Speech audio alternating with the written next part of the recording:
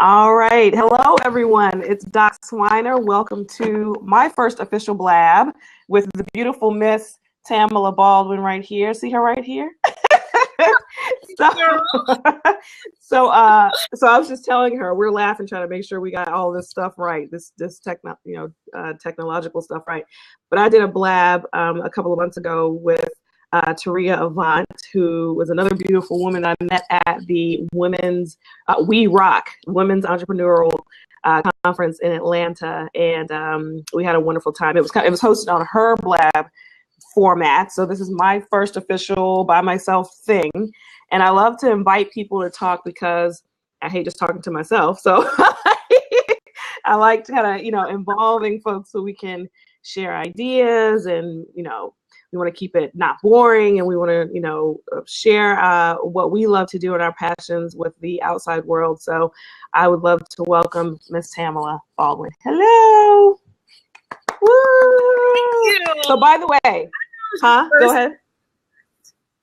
Who's your first official guest? Thank you. So you are, hi, Brian.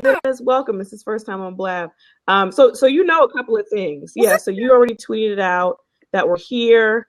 I'm gonna post a little tweet. So guys, I appreciate for those who are on. I think there's a Nathan here. Brian, welcome. Share it on your social media so we can invite other people on. So to introduce myself briefly, I am Doc Swiner, Dr. Nicole Swiner. I'm here. Yes, and you can see the little likes here, the hands that we like those. Yeah, we like the hearts. So we like the hands and the shout outs. So I am a family doctor here in Durham, North Carolina. I do that full time, and then my real job, I like to explain, is as a fuller time wife and mom of two. So, along with practice and family business and taking care of the ones that I love, last year in March, I published a book called How to Avoid the Superwoman Complex. And it's been fun to get around and meet people in social media, meet people in writing and art and speaking and whatever they are passionate about, and go around and talk to folks and kind of teach them things that I know both personally and as a family doc, in the ways of stress management, in the ways of reducing medical illness, related to stress and doing too much, and particularly for women, we're just always doing something. We're carrying all this burden because we're taking care of our parents, so mommy, daddy, wife, husband, children, et cetera, et cetera. And, we rarely have times for ourselves. So that's kind of my ministry. I go around preaching self-care and self-love, and that's kind of what I do. So I met this beautiful young lady, hearts. I met this beautiful young lady in Atlanta who was the cutest little host and MC and speaker at the We Rock conference in Atlanta. Shout out to Edeline Francois, who is kind of the mother. She's kind of the maternal force that has kind of introduced me to all these wonderful ladies. So Miss Tamala is here, and she's going to tell you a little bit about herself. Go ahead. Thank you. Oh, thank you. Thank you so much again for having me on here. I mean, I think that you're amazing. I'm such a fan of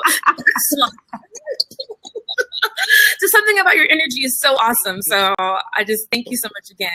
Now, about me, I do a lot of different things, but I feel like my ministry and my purpose for being alive is to pretty much help people that have, I guess, been broken. They've had that big wound, in their life, and they're at rock bottom. But now the light has entered their heart, and they're ready to take that leap of faith, whatever it may be, and actually monetize what they were born to do. But I feel like I typically attract people that have been through the wilderness, because I know I have been. Okay.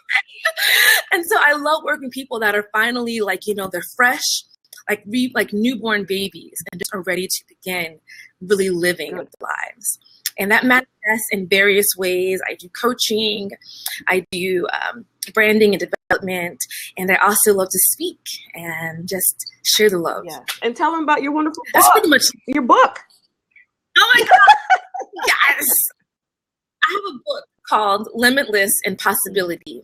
And I wrote that book actually for the We Rock conference where I met Doc Swiner because I was like, well, I'm going to do a conference. I need to have something. I was like, okay, I'll write a book.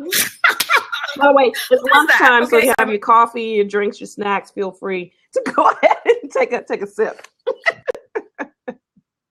haven't had anything all day. So, you know, it's okay. I'm going to get my grandma on right after this, so I'm getting my pedicure. Okay.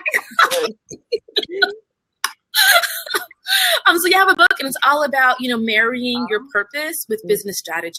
So the first part is all about affirming who you are and that you're loved and that you're amazing. And the second part is how to actually brand your purpose. Like, it's one thing to be like, you were here for a gift, you go girl. It's another to have what to do with that, you know? And I think that's like good. Excellent. You're right, because we're always like, yeah, you can do it. Yeah, do it. And you're like, okay, well, where do I get the money? Where do I get the plan? Who's going to help, like, pay the bills? Like, what? Oh, okay. Yeah. So yes. And, you know, like, and we'll talk about your schooling and your background, but, you know, I did not go to school for business. So I have no idea. I had no idea what it was to run a business and to hire employees and HR. You know, I had no idea what that meant. I was kind of forced. Who taught? So I was kind of forced into it. So, you know, as a family doc, you know, went to medical school, learned how to treat people, et cetera. You know, I think everyone, mostly everyone, when you go to medical school, you think about, oh, okay, well, you know, it'd be cool if I had my own practice, if I could run my own business, but not everybody's thinking about getting an MBA or taking business classes, because that's not necessarily what's offered in every medical school. Now it's different. But, you know, a couple of years ago, that wasn't the goal for everyone. You were like, okay, well, I just want to get hired by somebody, work for a hospital. I just want to take care of people. I don't have to worry about the money part. But after about 5 or 6 years in practice, here in Durham, we worked for a hospital. Our clinic was owned by a hospital, so it was fairly easy. We just, you know, we dealt with the day in, day out stuff, but clearly, your internet. Are you still here, Ms. Tamala? I'm here. Okay. I can hear you. Can you hear me? We can hear you, but we can't see you. So maybe her internet will come back in. But after about 5 or 6 years, the hospital said, well, it's not, you know, the clinic's not really producing the money that we wanted. So we're going to close the doors. We have all these other practices that we can move the docs to. So don't worry about it. You know, your job is okay. And we said, well, I mean, we've been here treating and caring for our patients for about a decade now. It was the practice had been going on longer, or prior to me joining. So it was an older practice, but we didn't want to leave. You know, we didn't want to leave our people, right? And we banded together and said, you know what? Are you still there, Ms. Tamala? I'm here. Okay, just want to make sure. You can't see me? I can see you. I can't. Yeah, I can't see you. If I refresh. Yeah, try to refresh. But I'll keep going. We banded together and said, you know what? We're going to get a management company. We're going to hire people. Ms. Tamala will be back. She had to kind of refresh her internet. So again, if you're just joining, by the way, hello, I'm Doc Swiner. We're talking about taking the leap in business and then kind of starting out, you know, the story as to how each of us got into becoming an entrepreneur, starting businesses, etc. So as a family doc, of course, the primary goal was not to own a business, but I was kind of forced into it when the hospital that owned our clinic decided that they were going to close our practice. And so we kind of had to make the decision. Let's get Ms. Tamala back in here. We had to make the decision. There we go. Let's accept her. Make the decision to sink or swim. Hey, we got you back. Let's see. There you go. There your beautiful face is. So I was just kind of going through the story again. So long story short, since, you know, it's been 6 years now that I've been in private practice. So Tamala, I was just talking about how the university hospital that owned our practice wanted to close us. We said, no, we love our patients. We want to live here. This is where we live. We got together and tried to hire a management company that would take care of the business portion and teach us the business portion while we could just, you know, focus on taking care of the patients. And then clearly, you know, through osmosis and watching and all that, we were able to learn a couple of things on our own. So now we kind of, thanks for the likes. I think that was Nathan, whoever that was. Huh? Screen. I said, don't be shy with those hearts, the y'all. likes and the hands, yeah. But through osmosis, through their teachings, through them holding our hands, we have learned some things where maybe one day we will do it completely on our own. But that's kind of how I got forced into this business world. And then that was, because it was scary, because I didn't know anything. I felt like, my husband, thankfully, has a business marketing background. So he was, an integral part in teaching me the ropes. So after we got through that crazy obstacle and the challenges that came with that, I said, after this, I'm not afraid of anything. I'll try anything now. And I think at times it takes that. It takes God literally, taking the rug, sweeping it from right underneath you, for you to fall down and say, okay, well, I got to make a move. I got to do something. I'm uncomfortable. I have to do something. So I think it takes that sometimes for you to be pushed to the point where you're forced to make a decision, and you sink or swim, and you learn how to swim so you can succeed. So after that, I was like, all right, well, what's next? I can do that. I can do this. So with writing, I said, okay, well, I like the blogging. I like the articles I'm writing for the local papers. So why not put it in a book? Why not become a speaker?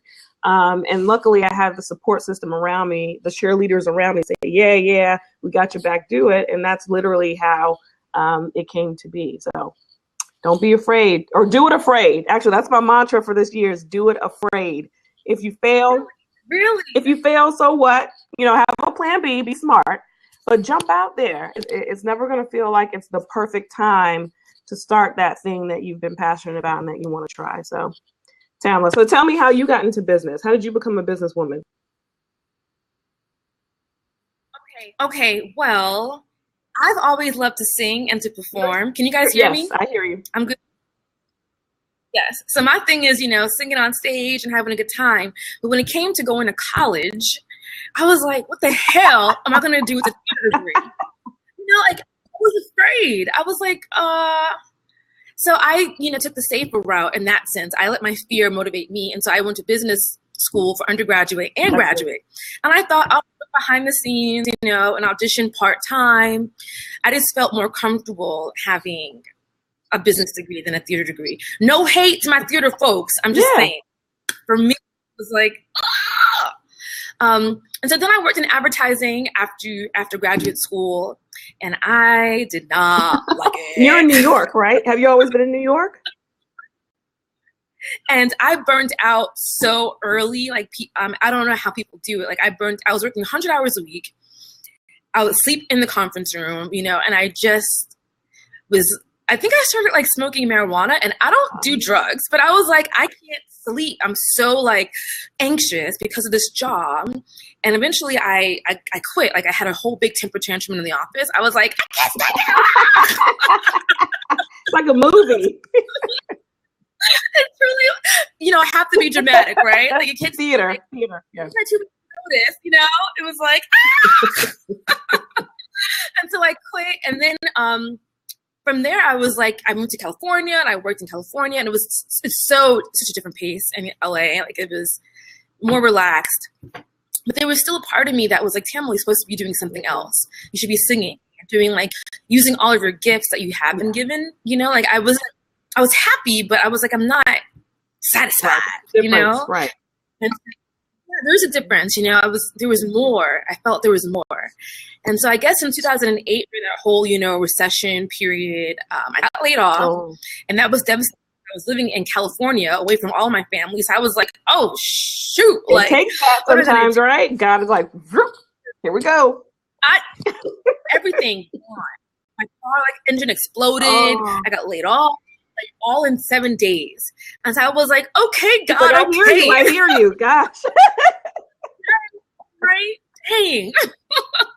And so that is what led me to begin my own endeavor. I didn't like the idea of having my fate attached to somebody else. I just didn't like it. I've never, from the beginning, not to be spoiled, I was definitely one of those millennials that did work 100 hours a week and did get the crappy pay. But I never liked the idea of having someone have all the power in their hand. They could be like, Tamala, bye.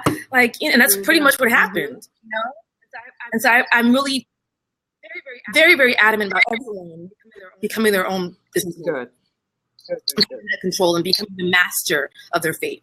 Excellent. Yep. And so you're right. So it takes, like we said, it usually takes that come to Jesus kind of a realization, like I'm screwed, like something has happened where I got to sink or swim, or it's, just wanting to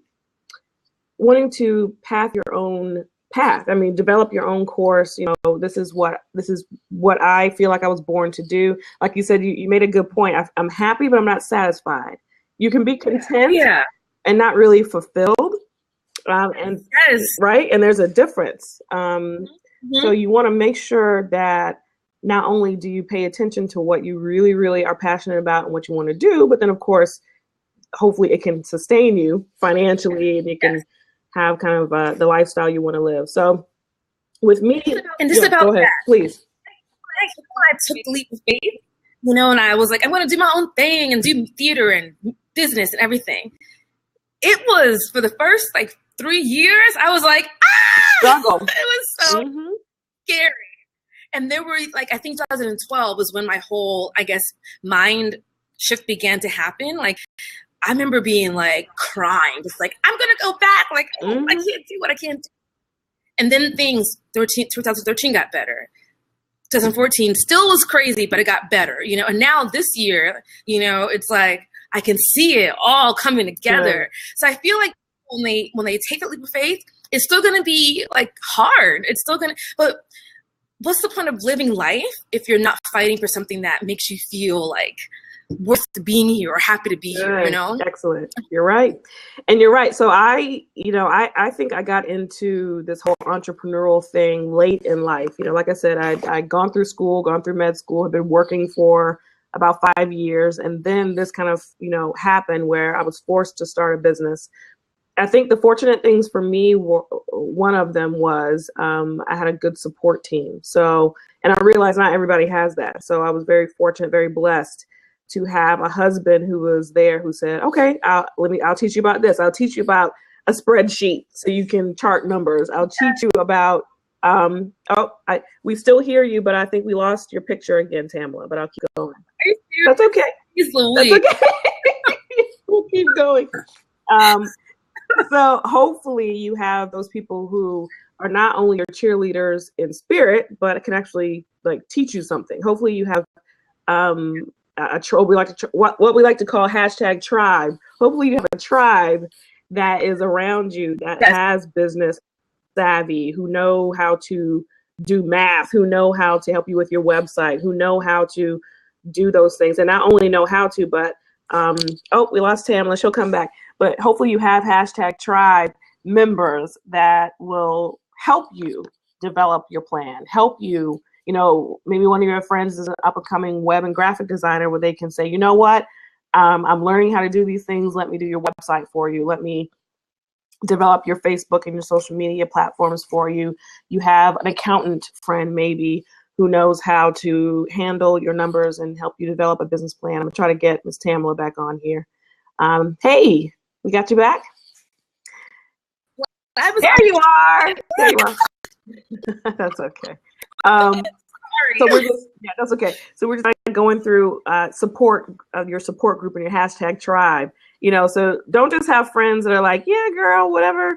I got your back. I think that's a wonderful idea. You want those friends who are like, look, so you have this dream, but I also want to become an up-and-coming website graphic designer. So I'll do your website for free, or I will give you a discount for your first year of being your accountant, helping you balance your numbers. You have a friend in banking who was like, this is how you get a business loan, because yes, we had to get a business loan to start our own practice, because I didn't have tens of thousands of dollars in the bank, just to play with. So hopefully you have people around you who are smarter than you, right? You need people smarter than you on your team that can help you to do those things that you don't know how to do. Yeah. Absolutely. The dream team. So now that you're back on, what's a piece of advice you could give someone who is a little nervous about starting their own business? Okay. Like you just mentioned, if you're starting your endeavor, the one thing to do is that you have to work I feel like being disciplined and being consistent is something that a lot of us need to work on throughout our lifetime. Right. And so when you take that leap of faith, you have to work just as hard as you would work for That's the man. right. Maybe even more. Yes. And that'd be my one thing. I even have clients now where some of them do the work and we fly through together. And there are others that, they don't make the time, they're not as strategic, they kind of do. You can't do that. With anything in life, you have to hit it hard. Even with musical theater, I would be one of the first women at the audition online hoping to get seen. Get up at 4 a.m., wait outside in New York City in January, hoping to get an audition. Grind. That's because I wanted it You gotta grind. So you have to grind. You have to want it, and you have to pay your dues. You have to pay your dues and put in the work. Yep. Good Unfortunately, point. Nothing of worth is given to you. That's right. That's right. And I'll add to that, because especially for those who see me on social media and they're like, are you up at all times of night posting on Facebook and all this? And I'm like, no, I'm not. I mean, sometimes in the beginning I was, because I was like, so how do you work this? Let me put this picture, put this video, right. But after a while, you become efficient and you learn ways to look like you're everywhere, but you're at home sleeping in your bed, nice and comfy. You learn that. But at first, yes, you have to hustle, you have to grind, you have to learn your business, learn your craft. But it also, if you're doing what you enjoy and you're doing what you love, it doesn't feel like work. It doesn't feel I agree. It feels free. You feel free. You feel. And so also I want to say that when you also are doing this, you have to have a plan. And I feel like a lot of people, even companies, they launch these endeavors without having a consistent plan. And so as an entrepreneur, if you don't want to squander away the few $100 you do have a bloody plan to maximize those dollars. That's right. That's right. Very good. Now tell me, what was your biggest fear going into business on your own? What was your biggest fear? Was that I was going to sacrifice all these years and not have any kind of monetary success, because at my age, everyone, they have a big house, they have a big car, no, they have this, they're moving up. No, they don't. Well, you have to do this, and then you'll have that. And if you don't have that, it's what the hell have I been doing? So for me, I had to really train myself to not think about those outside internal influences, because my friends are having babies. I don't have no husband or a baby. So it's am I on the right path? Am I on the right track? So that's something that I really had to deal with. Was the sacrifice going to be worth it? Was it all going to be out, in the end? And I think mine was probably similar. Like we talked about, I started a little bit late. So I already had my husband. The first kid was there, the second kid was on the way. So I said, okay, well, I want to make sure that we're able to pay the bills and support our family. I have this dream of having this business and writing this book and all that, but we got to make sure the money's coming in. So if you can, you broke up a little bit. What'd you say? Well, I was saying that's another kind of pressure. I'm not in your shoes, but I can totally understand how that can be, a lot of pressure as well. But you just gotta make it work. We had to, cut back in some ways so that I had extra, dividends to make things work. My husband, who works from home and helped to take care of the kids home, he kind of had to step up his web and graphic design company stuff. So there was more cushion for me to do what I wanted to do. And now that, we're up and running, it'll be a year since I've been doing the Doc Swiner stuff in March. So Doc Swiner, best hashtag ever. I love it. It's been so much fun. So, it'll be a year in March that we've been doing the Doc Swiner stuff. I've been in practice for, 8-9 years, but it's been a journey. And thankfully, you have to decide, is your passion going to be kind of your side hustle for a moment? Is it going to be a side gig, or are you just going to go all in and do it full time? God bless you if you can do it full time, but make sure, like Tamala said, you have a plan. Hopefully you've stacked a little bit of money. You have cushion. But, for me, it's still kind of a side thing at this point, but I very soon want things to be half and half, where I'm half in the practice doing the bread and butter, because I still love to take care of patients. But then, this Doc Swiner thing with the speaking and the events and the conferences and all that has become my passion. So I would love to be able to do that part-time, 50-50 or even more heavy on the Doc Swiner side if I can. You're going to do it. It's all, you're so going to get there. It's just a matter of time. Like, this is just the beginning. So. It is, Doc Swiner. Well, maybe Tamala, I heard you say that you have some clients and you do branding and all that. So tell me what kind of things you help your clients to do. I might need to use your services, girl. Let's work. So basically what I do is I create the strategy. I work with you to really create a strategy. That's something that I did in corporate America, was product development, project management, and all the creative stuff. So I've taken what I learned in corporate America, and now I'm doing it for people that I know and love and want to work with. So if you're like in phase one, we're talking about the target audience, and then we're just creating a plan based upon what you see in your vision and how we're going to monetize that. So I think that's where we kind of don't connect the dots. Like, how do I make this vision something that I can actually eat off of, So I work with you to create a plan to create multiple streams of income using your vision, your gift. Excellent. And it feels so good. It feels so good to do that. Like, like to help someone create like a day-by-day plan. And I don't mean just social media. I mean, like, we're going to target these networks and these, associations, and we're going to do this, campaign for this amount. That's awesome. Like, I love that, and I also do more graphic design stuff too, if you need like a website and some communication. I love your graphic stuff. I love it. Thank you. My bright ass stuff. Yeah, I use Canva. I've just gotten onto Canva to kind of designing my own. Like, if you see the graphic that we use to promote this, I use Canva. What do you have your favorites? Like favorite websites and programs that you use? People love Canva, and I guess I haven't used it enough to be like in love with it. I use a lot of PicMonkey because I do design, so I kind of like having my own and so I also use Photoshop a lot. But I use PicMonkey for the quick stuff. But my favorite app to use is WordSwag. Is that on an iPhone or is it on Android? It's an iPhone app only, but I have an Android now, but I still use my old iPhone just for that app because I love graphics. Yeah, I don't have an iPhone. Yeah. I love Android, but I do. But iPhone has some phenomenal apps, so I'm all about it. So Canva, They do for design, yeah. On Android, I've used Instaquote, a good bit, so you can kind of make your words look fancy and flashy. And by the way, we're doing, and we're coming up to wrapping up, but I'm doing some social media training. If you're here in the Triangle, I'm doing social media training here at my practice on March the 12th. And ticks are available on Eventbrite. But on Android, I use Instaquote to fancy up my words, because people don't want to read a whole bunch of words on social media now. I mean, they want to see pictures, they want to see videos.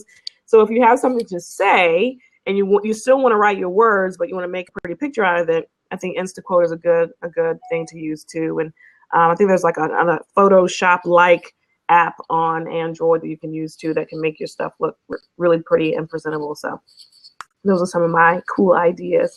So Ms. Tamala, as we wrap up, please tell people how they can get in touch with you, how they can work with you, and what events you have coming up. Okay, so you can find me on Instagram, and I'm really big on Facebook because I think I like to talk to people, and I hate having like a limitation on my stuff. So find me on Facebook, my personal profile, Tamala Baldwin. Pretty simple. And if you are interested in learning about how to make the vision into a product that you can monetize, and you're in New York, you should come to my event. I'm a person that believes we are all born to do great things in the world, but we can't do anything great alone. Correct. And I really believe that. And I believe that I am called to help people, I guess, package their magnificence. And so I would love for you to come. Like, if it speaks to you, come. It's only $45. People are like, $45?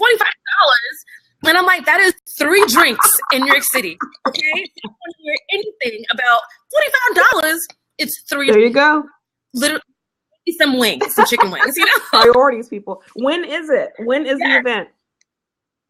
It's March 15th on a Tuesday at my office, which is at the Center for Social Innovation.